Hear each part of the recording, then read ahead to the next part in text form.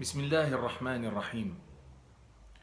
En cette période de confinement sanitaire, il est impératif pour la population dans son ensemble de prendre ses responsabilités et s'imposer son strict respect. Si certains parmi nous sont obligés de sortir pour raisons professionnelles ou causes de santé, qu'ils le fassent. Là n'est pas le problème. Mais cela ne signifie pas qu'ils puissent le faire à loisir, prenant la fameuse autorisation donnée par les autorités comme prétexte pour aller faire un tour dehors. L'autorisation de sortie pour aller faire les courses, elle aussi, elle peut servir à tout, mais sauf de garantie contre la contagion. Aussi, il est indispensable pour ceux qui vont au marché de limiter leurs déplacements au maximum. On peut très bien attendre d'accumuler les besoins pour aller les chercher en une seule fois.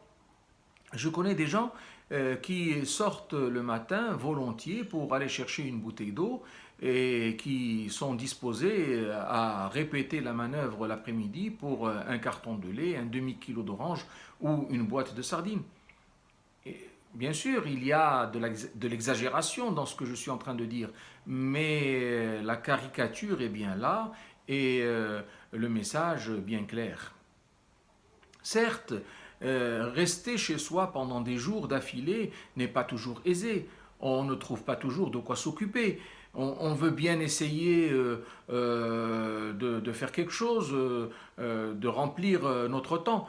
Mais au-delà du travail à distance qui doit être pratiqué en priorité, lorsqu'il est bien sûr possible, on finit par en avoir marre.